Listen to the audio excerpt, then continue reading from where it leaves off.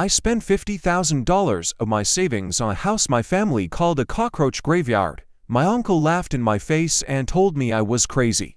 But when I dug where the old owner told me at exactly midnight, I discovered something that shouldn't be there. Now they want to kill me for this, and you'll find out why by the end of this video. Subscribe to the channel now because this story will turn your life upside down. But before I continue telling my story and how it all happened, tell me in the comments where you're watching from. I'd love to hear where you're from. My name is Marcus, I'm 34 years old, and until 6 months ago, I was just another accountant at a mid-sized firm. I lived a normal, predictable life, working 9 to 5, scraping together money penny by penny. For 8 years, I saved every dollar I could. I didn't go out to bars, buy expensive clothes, or travel. I had one dream: to buy my own house. When I actually saved $50,000, I thought I had it. I searched for properties for months, but everything was out of my budget. Then I found a strange ad in the local paper. A 2-story house with a large lot for exactly $50,000. The price was too good to be true. The house was in Millbrook, a small town in the middle of nowhere, 3 hours from where I lived. When I first arrived, I understood why the price was so low. The building was in disrepair, the windows were broken, the yard was overgrown, and there was something in the air. A heavy feeling, as if the place itself breathed sadness. The salesman was a man in his 70s, thin as a dry twig, with deep-set eyes that seemed to hold secrets. He handed me the keys with trembling hands and said something I fetched in my memory. "Dig where the shadow falls at midnight, young man." Samuel left something for anyone who dares. At the time, I thought it was just old man talk. What a mistake I made in not paying attention to those words. I returned home with the deeds in hand and my heart racing. I had just purchased my first property, but when I told my family, the reaction was devastating. My mother was silent for long minutes, just shaking her head in disapproval. My father sighed deeply and said I had thrown 8 years of savings away. But it was my uncle Roberto who completely destroyed my enthusiasm. He gave a loud, cruel laugh, slammed the table, and shouted, "Marcus, you're dumber than I thought. $50,000 for a haunted house. Not even cockroaches would live in that place." His words echoed through the room like gunshots. I felt my face burn with embarrassment. My sister Anna wasn't forgiving either. "You could have invested that money, Marcus. Bought stocks, real estate funds, anything but a house in a ghost town. Now you'll be broke and homeless because this place is going to fall on top of you." Each word was like a stab in my pride. I tried to explain that the structure was solid, that I could gradually renovate it, that it had potential. But they wouldn't listen. My uncle kept laughing and said I was the family joke. "When you realize you've made the biggest mistake of your life, don't come crying here asking for help," were his last words that day. I left home humiliated, questioning whether I had truly made the right decision. For days, my family's words echoed in my head. I even considered trying to sell the house back, accept the loss, and move on with my life. But something inside me, a force I couldn't explain, told me not to give up. It was then that I remembered the old salesman's enigmatic words, "Dig where the shadow falls at midnight." At the time, I thought it was just an old man's ravings. But the more I thought about it, the more those words took on weight. Who was Samuel? What had he left behind? And why specifically at midnight? I decided to research the house's history. I went to the Millbrook Municipal Library and spoke with the older residents. What I discovered intrigued me even more. The house had been built in 1950 by Samuel Hartwell, a mysterious man who had arrived in town with a large sum of money and no explanation as to his origins. Samuel lived alone, was rarely seen in town, and when he died in 1987, he left no known heirs. The house sat abandoned for decades until it was put up for sale, but there were rumors. Rumors that Samuel was keeping secrets, that things were buried on his property, that he didn't trust banks. The more I learned about Samuel Hartwell, the more convinced I became that the seller's words weren't random. There was something real behind that clue. And if my family thought I was crazy for buying that house, imagine what they would think if they knew I was considering digging up the backyard based on the words of a stranger. But curiosity overcame reason.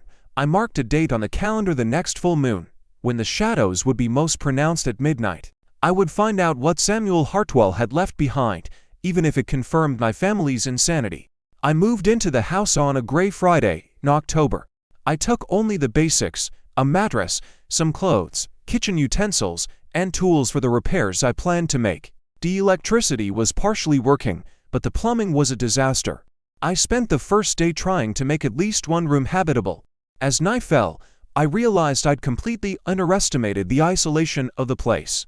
The nearest house was nearly a kilometer away, and after 9 p.m., the town simply died. The silence was deafening, broken only by the wind whistling through the poorly sealed windows. I tried to sleep, but every creak of the old wood made me jump out of bed. The house groaned like a wounded animal. Around 2 in the morning, I heard footsteps upstairs. My blood ran cold. I grabbed a flashlight and crept upstairs, my heart pounding like a drum in my chest. I searched every room on the second floor, but found nothing. The footprints in the dust on the floor, however, indicated that someone or something had recently walked down the hallway. The marks were strange, as if the person were dragging their feet. I returned to the ground floor with the feeling that I was being watched. On the second day, I decided to explore the basement. I descended a wooden staircase that creaked with every step. The basement was damp and dark, smelling of mold and something else. Something rotten that I couldn't identify. Using my flashlight, I illuminated the stone walls and discovered something disturbing. There were marks on the walls, deep scratches in the stone, as if someone had tried to dig with their fingernails. On one wall, I found words scratched into it. He knows, he sees everything. Don't let him find it. The letters were jagged, written with obvious desperation. My first reaction was to run from that basement and never return, but something held me there. If Samuel Hartwell had hidden something, perhaps it was underground. I spent hours examining every inch of the walls and floor, searching for clues, for anything that might explain those messages. That's when I found a loose stone in one of the walls. Behind it was a small compartment containing an envelope yellowed with age. Inside was a handwritten letter in shaky handwriting. The first few lines made me wonder if I was going crazy. If you are reading this, it means the house chose you. It was no coincidence. It calls to those who can keep the secret. What I found in 1950 changed my life forever. It brought riches, but also terror. They searched for me for 35 years, and now they are dead, but others will come.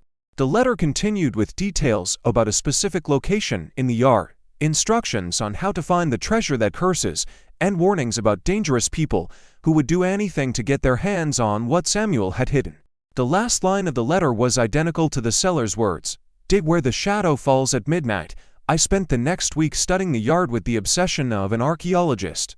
I measured shadows at different times, marked spots on the ground, and tried to pinpoint the exact spot mentioned in Samuel's letter.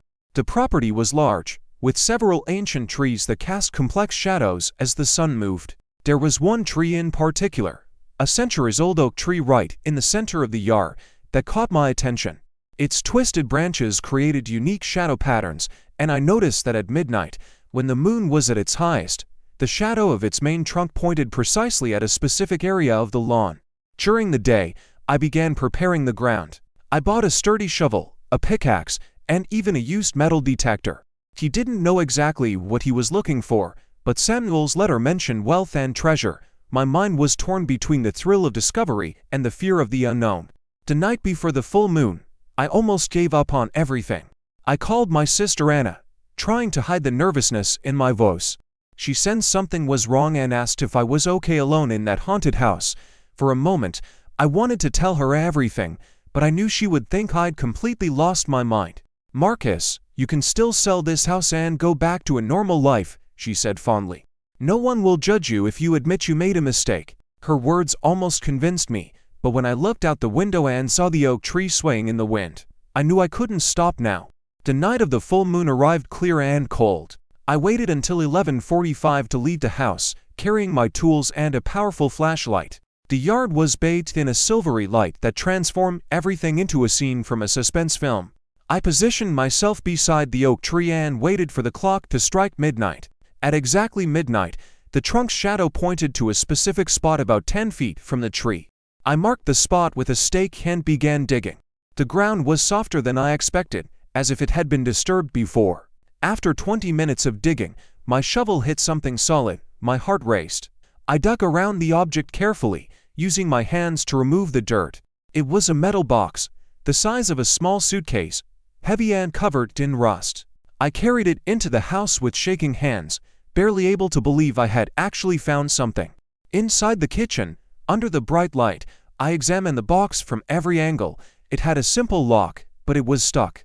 I used a hammer and chisel to pry it open, and when I actually managed to open it, I nearly fell off my chair. Inside was more money than I had ever seen in my entire life. Bundles and bundles of $100 bills, organized with military precision. I counted quickly and came up with almost $200,000, but the money wasn't everything. At the bottom of the box, I found documents, old photographs, and a small notebook with coded notes. The photographs showed Samuel Hartwell with people I didn't recognize, in places that seemed far too expensive for a small-town resident. I spent the entire night sifting through the box's contents. The documents were a hodgepodge of receipts, contracts, and correspondence that revealed Samuel Hartwell's double life. Apparently, he wasn't just a reserved small-town resident, he was a middleman in very shady dealings involving powerful individuals. The photographs showed Samuel meeting men in expensive suits, in luxurious restaurants, and in properties worth millions. One photo, in particular, caught my eye. Samuel handing a briefcase to a tall, thin man on a dock I recognized as New York Harbor. On the back of the photo was the date, August 15, 1986. The notebook was even more revealing. Samuel had created his own code system, but some parts were in plain language. He documented payments, names, dates, and locations. He mentioned special merchandise, discreet clients, and problems with the Torino family. The latter name appeared several times, always associated with warnings and concerns. I researched the Torino family online and discovered they were a notorious New York organized crime family, active primarily in the 1970s and 1980s. Several members had been imprisoned or killed in territorial disputes. Samuel's connection to this family explained both his wealth and his fear. I also found an unsent letter dated October 1987, just 2 weeks before Samuel's death. In it, he wrote to someone named Tony T., begging for protection and offering to return all the merchandise in exchange for his life. The letter concluded, "They know where I live. I need to disappear before it's too late." But the most disturbing discovery was in a sealed folder at the bottom of the box. Inside, I found photos of a warehouse, handwritten GPS coordinates, and a detailed map showing the location of Warehouse 47, main merchandise. The coordinates pointed to a location about 30 miles from Millbrook. There was also a small, golden key engraved with numbers, for 7B1952. Obviously, it was the key to whatever Samuel had hidden in the storage room. But along with the key, I found a warning written in desperate handwriting. "Never go alone, they're still there, still searching." I tried to sleep, but it was impossible. My mind raced in circles, processing the implications of everything I had discovered. It wasn't just money. Samuel had left clues to something much bigger and much more dangerous. The man had gotten mixed up with powerful criminals and had paid with his life. In the early morning hours, I heard a car pull up in front of the house. I looked out the window and saw two men in dark suits scanning my property with flashlights. My blood ran cold. I turned off all the lights and hid, watching through the broken glass of the living room window. The men walked around the house for almost an hour, clearly searching for something. One of them pointed to the hole I dug in the backyard and said something to his partner. I couldn't hear the words, but judging by their body language, they were very interested in my discovery. When they finally left, I realized my life had completely changed. It wasn't just about an old house or hidden money anymore. There were dangerous people searching for the same treasure I'd just found, and now they knew someone had gotten there first. The next day, I couldn't concentrate on anything. The mysterious man's nocturnal visit had changed everything. It was no longer a treasure hunt, it was a matter of survival. He hides money and documents in several different places throughout the house, spreading the risk if someone breaks in again. I decided to investigate further about Samuel Hartwell and his connection to the Torino family. I drove to the nearest public library in a larger city and spent hours researching old newspapers, police records, and digitized archives. What I discovered painted an even bleaker picture of the situation. Samuel wasn't just a middleman, he had been responsible for laundering money for the Torino organization for nearly a decade. He used his respected position in a small town to move huge sums without arousing suspicion. But in 1986, something went wrong. Several operations were uncovered by the FBI, and Samuel became the scapegoat. I found a newspaper article from November 1987, 2 weeks after Samuel's death, with the headline, "Small-Town Accountant Dies Under Mysterious Circumstances." The article mentioned that Samuel Hartwell had been found dead in his home, apparently of natural causes, but that authorities were investigating possible connections to criminal activity. Most interesting was a quote from a federal investigator: "We believe Mr. Hartwell possessed valuable information about money laundering operations, but he died before we could question him. There is evidence that large amounts of cash and documents may be hidden on his property." This explained why these men were interested in my house. They weren't just random criminals, they were people who knew exactly what Samuel had hidden and had been searching for it for decades. My purchase of the house had reignited the hunt. I returned home with a plan. I needed to find out what was in Warehouse 47 before the others got there. But I also needed protection. A lone accountant against a criminal organization was no match. I considered calling the police, but what would I tell them? That I'd found dirty money buried in the backyard? That night, I studied the map Samuel had left. The warehouse was in an abandoned industrial area, far from everything. There were several possible routes to get there, but they all led along deserted roads where it would be easy to be ambushed. I had to be smart. I decided to go during the day, when there would be more traffic on the main roads. But first, I wanted to do one last check on the house. I returned to the basement where I had found the first letter and examined every inch of the walls again. My persistence was rewarded. Behind a pile of old wood, I found another hidden compartment. Inside was a .38 caliber pistol, ammunition, and another note from Samuel: "If you've made it this far, you'll need this. Trust no one. The vault holds secrets many would kill to protect." I had never held a gun in my life, but circumstances left me no choice. I spent an hour learning how to load and use the pistol, hoping I would never actually need it. But with each passing hour, it became clearer that Samuel had left me more than a treasure. He had left me a legacy of danger. I set off for Depot 47 on a Tuesday morning, purposefully choosing a weekday, and there would be more traffic on the roads. I took the golden key, the pistol, a camera to document anything I found, and enough cash for emergencies. My heart had been pounding like a drum since I left home. The drive took 2 hours, passing through small towns and rural roads that gradually gave way to a deteriorated, industrial landscape. The GPS guided me to an area of abandoned warehouses, some with broken windows, others completely overgrown. The place looked like a graveyard of failed entrepreneurial dreams. I found Warehouse 47 at the end of a dead-end street. It was a large, gray building with concrete walls and few windows. There was a faded sign at the entrance: Torino Storage Solutions. Since 1965, my blood ran cold when I saw the crime family's name emblazoned on the facade. It was no coincidence it was the center of operations. I parked far from the building and watched for half an hour before approaching. There was no movement, no cars, no sign of life, but that didn't reassure me. Places like this were perfect for ambushes. I loaded my pistol and kept it hidden in my coat as I walked to the main entrance. The front door was locked with rusty chains and padlocks. I circled the building, looking for an alternative entrance, and found a side door with a lock that perfectly matched Samuel's golden key. I took a deep breath, inserted the key, and it turned smoothly. The interior of the warehouse was a maze of corridors and numbered rooms. There was a strong smell of mildew and chemicals, and my footsteps echoed in the oppressive silence. Using my cell phone's flashlight, I searched for room B1952, the numbers engraved on the key. It took me almost 20 minutes to find it. The room was small, but filled with boxes stacked to the ceiling. Each was sealed and numbered with codes I couldn't decipher. I opened the first box and nearly vomited. Inside were packets of white powder, clearly drugs, packaged with professional precision. The second box contained weapons, pistols, rifles, ammunition. But it was in the third box that I found Samuel's true treasure. Detailed documents on money laundering operations, lists of corrupt politicians, hired judges, and police officers on the payroll.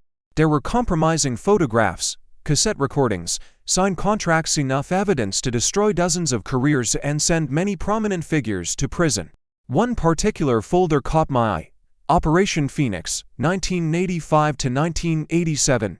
Inside, I discovered that Samuel had meticulously documented a massive tax evasion scheme involving high-ranking politicians, billionaire businessmen, and members of the Torino family. The total amount moved reached over $500 million. I understood why Samuel had been murdered. He wasn't just an accountant, he was the keeper of secrets that could shake the country's power structures. And now, that information was in my hands. I photographed the most important documents and placed copies in a backpack I'd brought.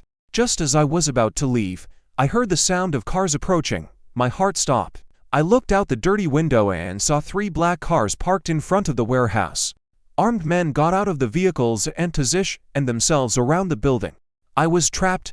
I turned off my phone's flashlight and hid behind a stack of boxes. I heard voices approaching, instructions being given. Someone shouted, "He's in here. His car is in the street." I realized my attempt at stealth had failed miserably. I frantically searched for an alternative exit as the voices grew closer.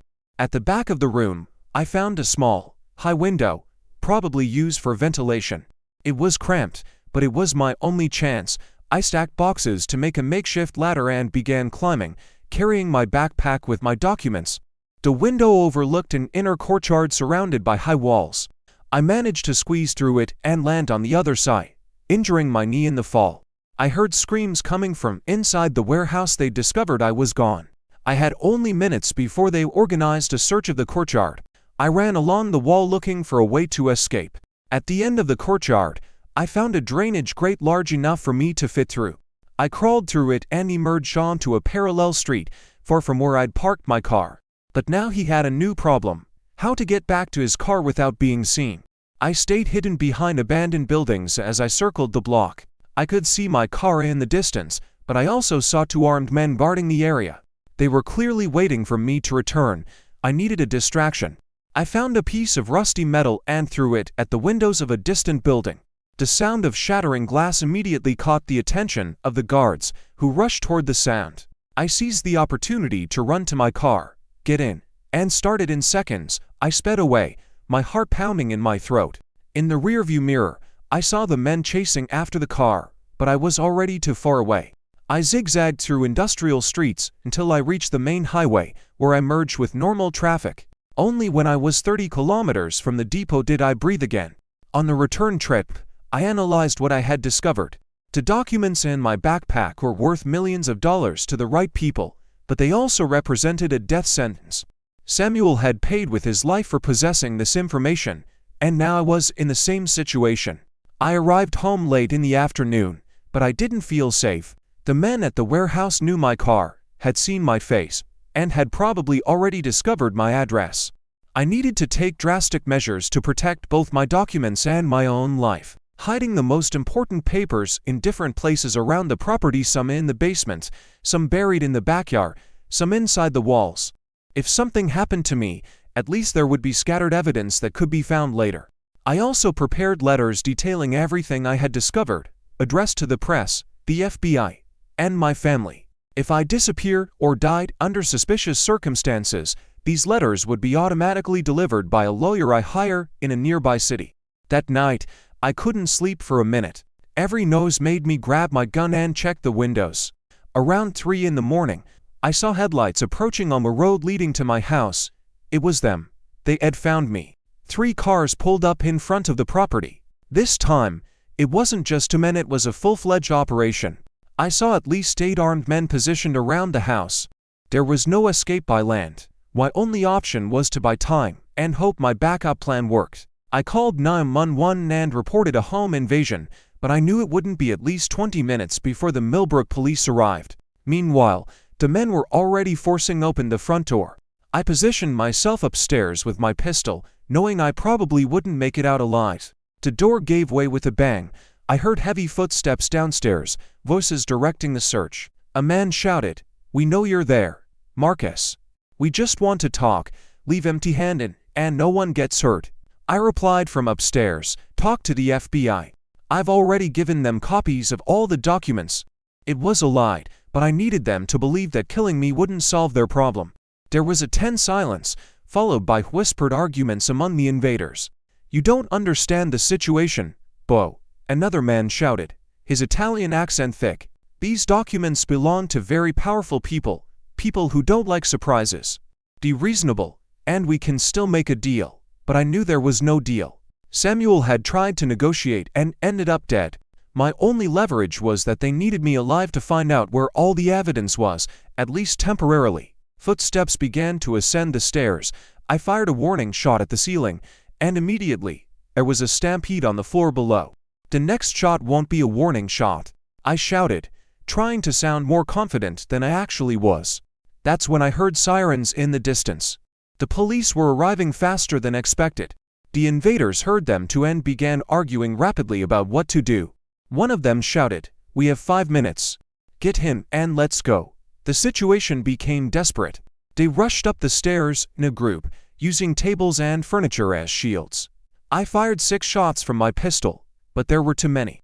When the ammunition ran out, they quickly overpowered me. One huge man pinned me down while another held a gun to my head. "Where are the original documents?"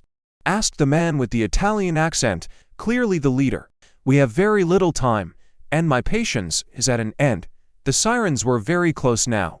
The leader looked out the window and saw the red and blue lights approaching.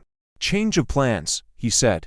"We'll take him with us." But then something unexpected happened. The sirens weren't just from local police cars, they were from several vehicles, including federal vehicles. An amplified voice shouted, "FBI! Surround the building, no one out, no one in."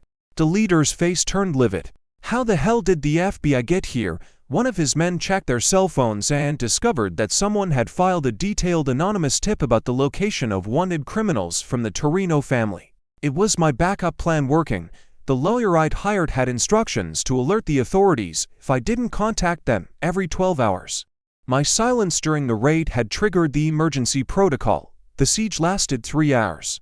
The criminals tried to negotiate, but the FBI wasn't interested in a deal. When they finally surrendered, I discovered that several of them were fugitives wanted for decades for crimes related to the Torino family. During the interrogation, I revealed everything I had learned about Samuel Hartwell and the hidden documents.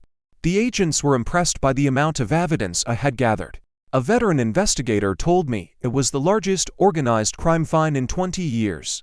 The documents I found led to the arrest of 47 people, including 2 senators, a federal judge, 3 billionaire businessmen, and the last active members of the Torino family. Operation Phoenix, as it was dubbed by the media, made national headlines for months. The federal government offered me witness protection and a $2 million reward for information. I accepted the protection, but declined the money. I already had more than enough with Samuel's treasury. Besides, government money would look dirty after everything I'd uncovered about corruption. I sold the haunted house to a developer who turned it into a themed bed and breakfast. Ironically, it's now one of Millbrook's most visited tourist attractions. The new owners have no idea that the backyard once held secrets that shook the nation's tower structures. As for my family, their reactions were interesting. My uncle Roberto, who had mocked my purchase, showed up at my door apologizing and suggesting joint investments. My mother cried with relief when she learned I was safe, but was also shocked to discover her accountant's son had become a criminal hunter. My sister Anna was the more pragmatic. "Well, at least now we know you're not crazy. You're just incredibly lucky. Today I live in a small, peaceful town with a completely new identity. I work as an independent financial consultant and help small businesses organize their accounts. It's a simple life, but after everything I've been through, simple is exactly what I want." Sometimes I still think about the old man who sold me the house. He knew exactly what he was doing when he gave me the clue about Samuel. Maybe he'd been waiting decades for someone brave enough to uncover the truth, or maybe it was just coincidence. I'll never know. He died 2 weeks after the sale, taking his secrets to the grave. If you've made it this far, like the video and subscribe to the channel for more mind-blowing stories. And tell me in the comments, would you have had the courage to dig in the backyard? See you next time.